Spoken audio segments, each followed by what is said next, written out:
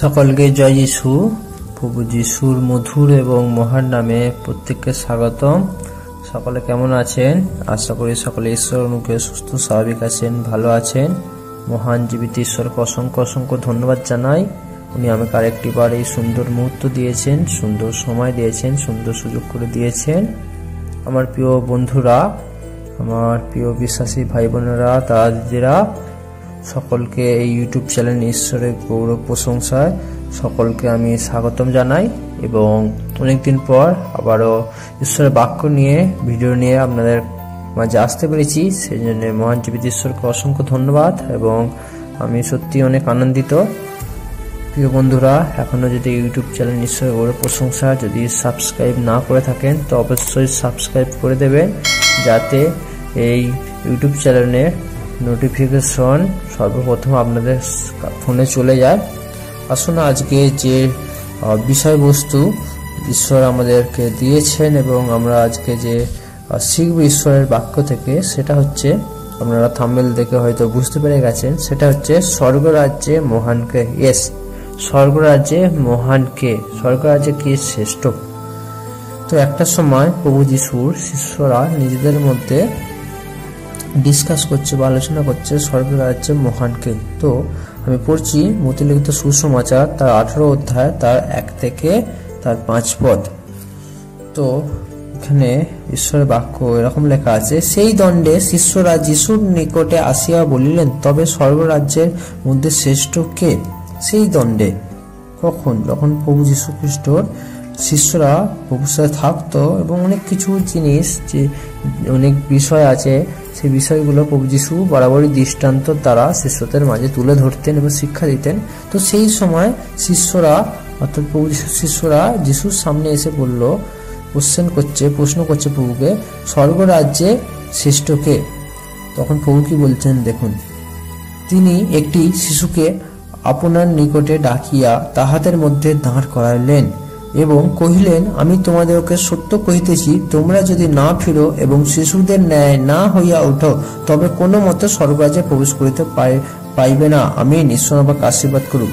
তো 2 এবং 3 পদটা যীশু খ্রিস্ট বলছেন, একটা শিশুকে ডাকলো, ডেকে দাঁড় করালো তাদের মাঝে, এক্সাম্পল দিয়ে বোঝাচ্ছেন প্রভু। এবং প্রভু বলছেন যে আমি সত্য বলছি, তোমরা যদি না ফেরো, অর্থাৎ পাপ থেকে তোমরা যদি মন পরিবর্তন না করো, পাপ থেকে যদি না ফেরো এবং শিশুদের ন্যায় না হইয়া ওঠো, অর্থাৎ শিশুদের মতো না হয়ে ওঠো, তাহলে কোনো মতো স্বর্গরাজ্যে প্রবেশ করতে পারবে না। অর্থাৎ শিশুদের মতো আমরা যদি না হই, তাহলে স্বর্গরাজ্যে প্রবেশ করতে পারবো না। তো এবার প্রশ্ন আসতে পারে, শিশুদের মতো কেন? শিশুরা তো কিছু জানে না। তো প্রভু এখানে শিশুদের মতো জ্ঞান শূন্যহীন বা জ্ঞানহীনের কথা বলেন প্রভু, এখানে শিশুদের মতো নম্ব হওয়ার কথা বলেছে। ঠিক আছে, তো তারপরে বললে আমরা বুঝতে পারবো 4 এবং 5 পদটা। সেখানে বলছে, অতএব যে কেহ আপনাকে এই শিশুর মতো নত করে, সেই স্বর্গরাজ্যে শ্রেষ্ঠ। আর যে কেহ ইহার মতো একটি শিশুকে আমার নামে গ্রহণ করে, সে আমাকেই গ্রহণ করে। Amen. Praise the Lord, hallelujah.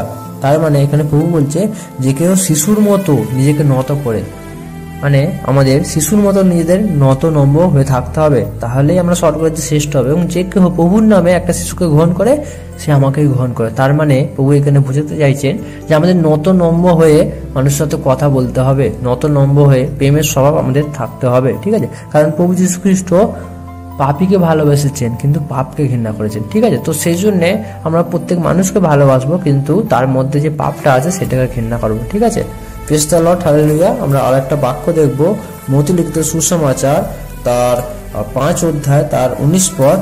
সেখানে প্রভু যীশু খ্রিস্ট পাহাড়ি উপদেশে বা পাহাড়ি শিক্ষায় এরকম বলছেন, অতএব যে কেহ এই সকল ক্ষুদ্রতম আজ্ঞার মধ্যে একটি ক্ষুদ্রতম আজ্ঞার মধ্যে কোনো একটি আজ্ঞা লঙ্ঘন করে ও লোকদিগকে সেইরূপ শিক্ষা দেয়, তাহাকে সর্বরাজ্যে অতি ক্ষুদ্র বলা যাইবে, কিন্তু যে কেহ সেই সকল পালন করে ও শিক্ষা দেয়, তাহাকে সর্বরাজ্যে মহান বলা যাইবে। Amen. Praise the Lord, hallelujah.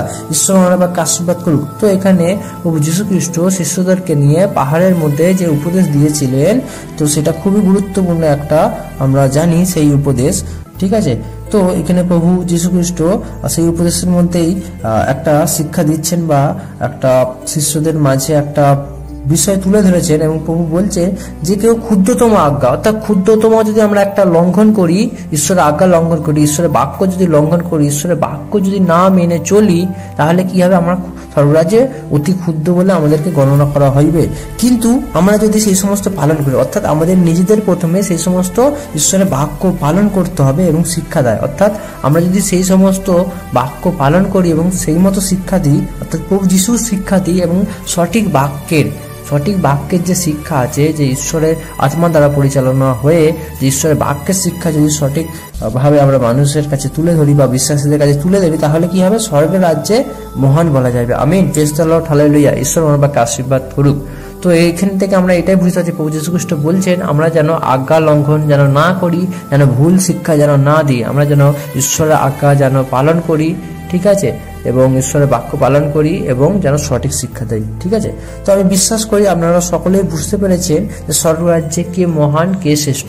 স্বর্গরাজ্যে সেই মহান, সেই শ্রেষ্ঠ যে সেই পাপ থেকে মন ফিরিয়ে শিশুর মতো নতনম্ব হয়েছে এবং সঠিক শিক্ষার মধ্যে আছে। প্রভু যীশু খ্রিস্টর আজ্ঞা, ঈশ্বরের বাক্য যারা পালন করছে এবং সেই মতো শিক্ষা দিচ্ছে, তারাই স্বর্গরাজ্যে মহান।